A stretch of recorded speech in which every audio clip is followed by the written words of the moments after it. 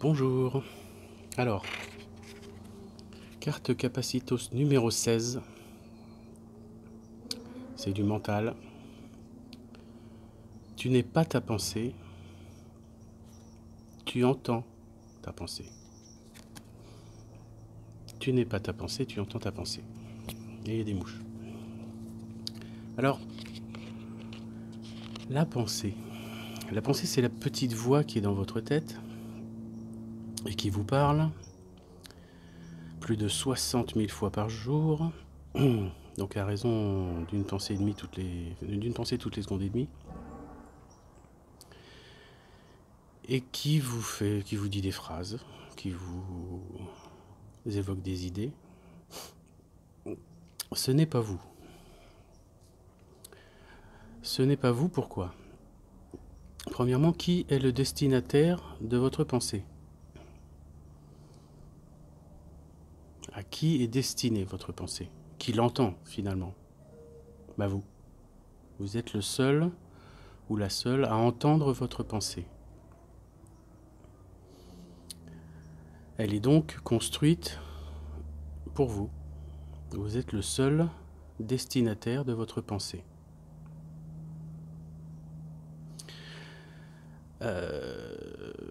Si elle était faite pour plusieurs personnes, on pourrait imaginer que ce serait une action volontaire, délibérée, physique, mais c'est pas le cas. Là, on est dans le mental. Cette pensée est générée et vous ne la contrôlez pas. Ce serait vous, vous la contrôleriez. D'accord? Vous levez la main, vous contrôlez. Vous tournez la tête, vous contrôlez. Mais la pensée, on ne la contrôle pas. Vous ne pouvez pas vous arrêter de penser. Votre pensée tourne en permanence dans la journée et dans la nuit. C'est encore pire, hein. C'est au niveau des rêves.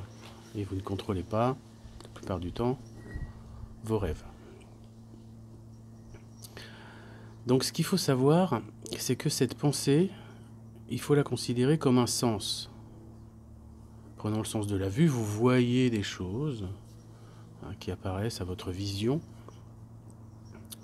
Donc vous voyez et vous focalisez en regardant. Pareil au niveau de l'audition, vous entendez et vous focalisez en écoutant. La pensée, c'est la même chose. Elle est générée et vous percevez ce qu'elle vous dit.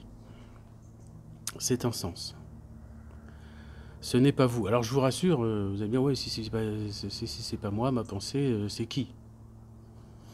Alors je vous rassure, c'est pas quelqu'un d'autre non plus. Il faut considérer sa pensée comme étant ce qui est généré par ce qui est au-dessus du mental, c'est-à-dire la conscience. Votre conscient, mais aussi votre subconscient, sur un socle de votre inconscient. D'accord? Et c'est l'état d'esprit de votre esprit, donc de votre conscience, de votre spirituel finalement, qui est le générateur de votre pensée, à travers l'état d'esprit et la prise de conscience. Donc résumer sa propre personnalité à sa pensée, c'est un peu limitatif, parce qu'on n'est pas notre pensée, on ne fait que l'entendre, et parfois même la subir. La subir quand on a l'impression qu'elle nous dépasse, et qu'on ne sait plus quoi faire, puisque on se dit, mais dans quelle étagère? Qu'est-ce qui m'arrive? Rassurez-vous, c'est au-dessus que ça se passe.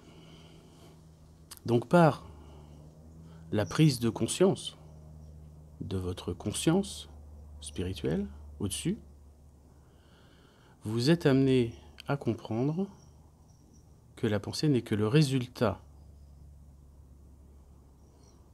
de l'état général dans lequel vous mettez votre esprit, votre spirituel.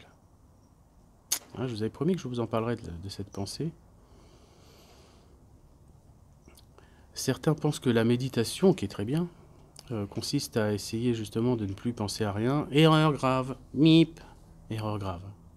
La méditation ne consiste pas à ne penser à rien. Au contraire, la méditation va consister Et c'est très bien, c'est un exercice qu'il faut effectivement pratiquer, et régulièrement, matin et soir évidemment, idéalement, va consister à focaliser votre être sur un élément précis.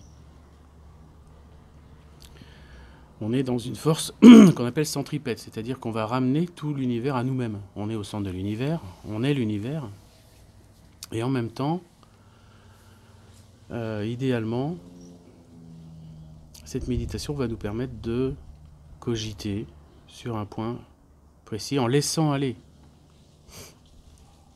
tous les éléments parasites, les pensées parasites, autres, qui peuvent être générés par l'environnement. Un bruit, on n'est pas forcément dans le silence, hélas, quand on médite.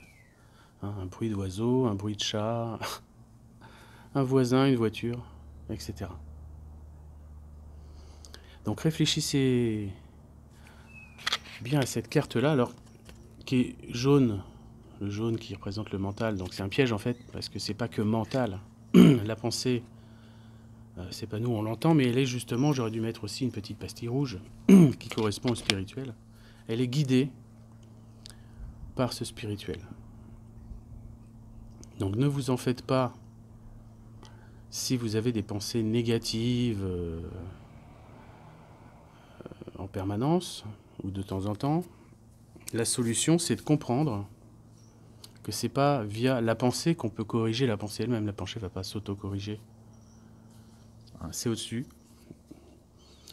C'est par une prise de conscience de cet état de fait qu'on est au-dessus. Notre conscience, donc là, si on schématise, on est une conscience supérieure à nous, supérieure au sens extracorporel. Et on est ici, en cette vie, animé de cellules qui bougent dans tous les sens, avec des sens, la vue, l'audition, le goût, le toucher, etc., l'odorat et la pensée. La pensée n'est qu'un sens. Devant quelque chose qui apparaît visuellement à quelqu'un, deux individus peuvent voir des choses différentes. Il en est de même pour la pensée. Le même événement va, et là on le comprend bien, être interprété et va générer des pensées différentes sur plusieurs individus. C'est tout bête. Donc un des éléments de la capacitologie, c'est de comprendre cette interaction du premier symbole qui fait le lien entre le spirituel et le mental. C'est le spirituel qui influence le mental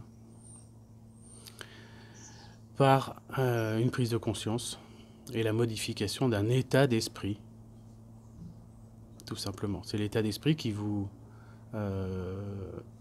qui va vous formater, entre guillemets, pour la journée, par exemple le matin. Vous vous levez dans un état d'esprit qui va générer des pensées plus ou moins positives tout au long de la journée. Si vous vous levez avec un état d'esprit de joie, vous allez globalement avoir une journée plutôt joyeuse, avec des pensées joyeuses, et tout un ensemble de pensées joyeuses parce que vous êtes dans un état d'esprit joyeux, tout simplement. Et l'inverse est vrai. Je ne vais pas citer la colère ou la peur ou la tristesse, mais si ce sont des sentiments, alors c'est pas des sentiments, mais des états d'esprit qu'on a dès le matin, il y a de fortes chances que ça nous gave toute la journée. Donc pas besoin d'essayer de contrôler sa pensée, c'est pas le cas. La loi d'attraction axe beaucoup sur la pensée.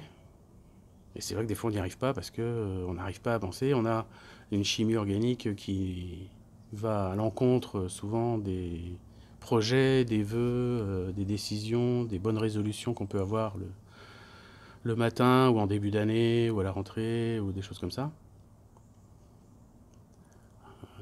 L'état d'esprit et la prise de conscience vont nous permettre, avec un certain délai, de plusieurs dizaines de jours, répétés, pour se reforger une conscience, si j'ose dire, positive, enfin en tout cas dans le sens qu'on désire, et changer notre vie, c'est le point de départ. Donc voilà ce que je voulais vous dire à ce niveau-là. Petite avant-première sur la carte de la semaine prochaine. Oh, c'est pas mal. Ça traitera de la décision. Donc sur ce, je vous souhaite une bonne semaine et je vous dis à bientôt.